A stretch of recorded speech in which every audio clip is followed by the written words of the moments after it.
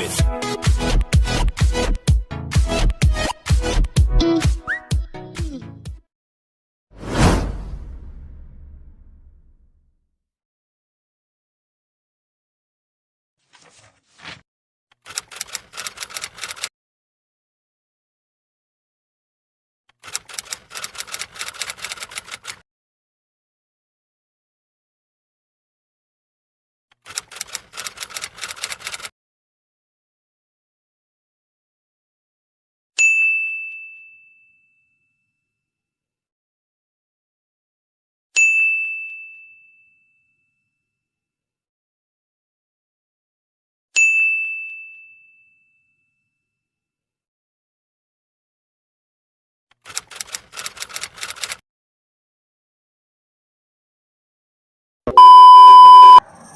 Assalamualaikum warahmatullahi wabarakatuh. Perkenalkan, nama saya Aldi Wirawan. Di sini saya dan teman-teman ingin menjelaskan serta memaparkan hasil kerja kami yang bertemakan kultur cacing sutra, yang dimana mencakup definisi, klasifikasi, morfologi, siklus hidup, habitat, cara makan, manfaat, kandungan, serta kultur cacing sutra. Dan di sini saya akan menjelaskan di bagian definisi dan klasifikasi. Sebagiannya akan dijelaskan oleh teman-teman saya. Oke, langsung saja kita ke videonya. Definisi cacing sutra atau cacing rambut, Tubifax sp, merupakan cacing air tawar yang bentuk tubuhnya menyerupai rambut dan warna tubuhnya itu kemerah-merahan dikarenakan terdapat banyak pembuluh darah yang ada di dalam tubuhnya.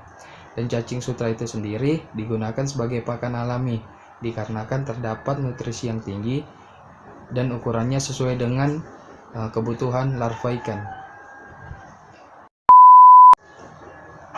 Klasifikasi cacing sutra. Ini dia. Dan teman-teman, cacing ini tergolong salah satu jenis bentos. Oke, selanjutnya akan dijelaskan oleh teman saya yang bernama Nela Rizka. Nela Rizka, saya akan menjelaskan tentang morfologi dan siklus hidup cacing sutra. Yang pertama itu morfologi. Cacing sutra memiliki warna tubuh kemerah-merahan dan memiliki ukuran panjang 4 cm dan berdiameter rata-rata 0,5 mikrometer.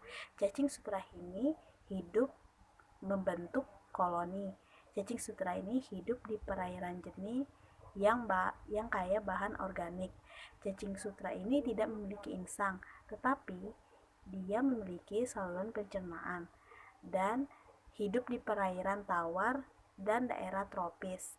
Tubuhnya berruas-ruas dan termasuk kelompok nematoda dan merupakan organisme bentos. Saya akan menjelaskan tentang siklus hidup atau reproduksi cacing sutra.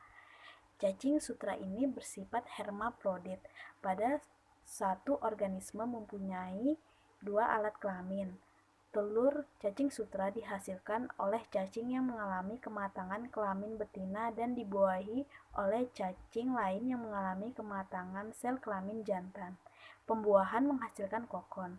Kokon yaitu suatu bangunan berbentuk bulat telur yang berukuran panjang, kira-kira 1, mikrometer dan garis tengahnya 0,7 mikrometer. Kokon ini dibentuk oleh kelenjar epidermis dari salah satu segmen tubuh cacing yang disebut klitelum. Telur yang ada di dalam tubuh mengalami pembelahan, selanjutnya berkembang membentuk segmen-segmen. Setelah beberapa hari embrio, cacing sutra tersebut akan keluar dari kokon. Jumlah telur dalam setiap kokon berkisar antara 4 sampai 5 buah. Cacing sutra mempunyai siklus hidup yang relatif singkat, yaitu 50 sampai 57 hari. Induk cacing sutra dapat menghasilkan kokon setelah berumur 40 sampai 45 hari. Sementara proses perkembangan embrio di dalam kokon berlangsung selama 10 sampai 12 hari. Terima kasih. Slide selanjutnya akan disampaikan oleh Saudari Nur Apni Eka Putri. Assalamualaikum warahmatullahi wabarakatuh. Di sini saya akan menjelaskan tentang habitat cacing sutra. Jadi, cacing sutra itu hidup di dasar perairan tawar, daerah tropis dan subtropis. Dasar perairan yang disukai adalah berlumpur dan mengandung bahan organik. Jadi, cacing sutra pada umumnya tersebar di daerah tropis. Habitat utamanya adalah di dalam lumpur sungai. Cacing sutra muda dijumpai di tepian sungai kecil yang dangkal dan agak keruh atau tidak terlalu jernih. Untuk di alam, cacing ini lebih banyak ditemui bergerombol di saluran air yang mengandung banyak bahan organik dengan aliran air yang tidak terlalu deras. Bahan organik ini merupakan suplai makanan terbesar untuk cacing sutra. Selanjutnya, saya akan menjelaskan tentang cara makan cacing sutra.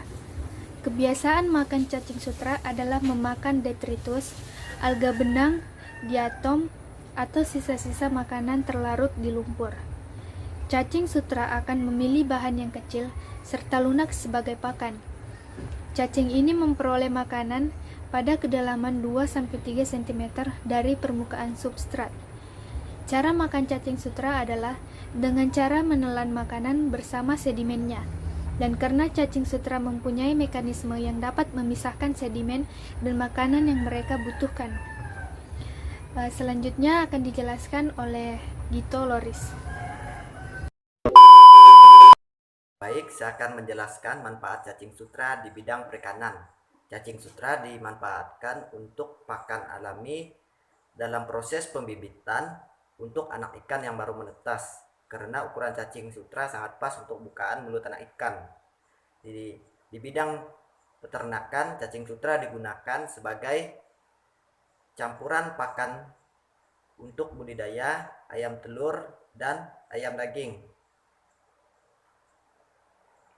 Kandungan cacing sutra, protein 57%, lemak 13,3%, serat kasar 2,04%, air 87,7%, kadar abu 3,6%. Selain itu, cacing sutra juga mengandung vitamin B12, kalsium, pantotenat, asam nikotinat, dan B2.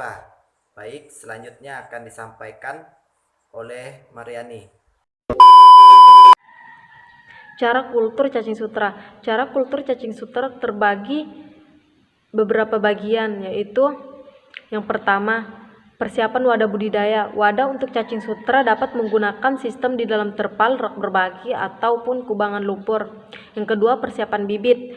Bibit cacing sutra dapat ditemukan di toko ikan hias atau dapat diambil dari alam seperti sungai atau selokan. Setelah mendapatkan bibit cacing sutra, selanjutnya dikarantina terlebih dahulu selama sekitar 2-3 hari. Yang ketiga itu pemupukan. Sebelum melakukan penebaran bibit cacing sutra, perlu dilakukan pemupukan lahan terlebih dahulu agar bahan organik siap untuk media budidaya. Yang keempat itu penebaran benih. Agar mendapatkan hasil yang lebih bagus, bibit cacing sutra ditebarkan secara merata. Yang kelima itu pemanenan. Waktu diperlukan untuk melakukan panen cacing sutra. Dalam usaha ini dilakukan setelah budidaya berlangsung beberapa minggu dan berturut-turut. Bahkan panen bisa dilakukan setiap 2 minggu sekali. Baiklah, itu cara kultur cacing sutra. Sekian dan terima kasih.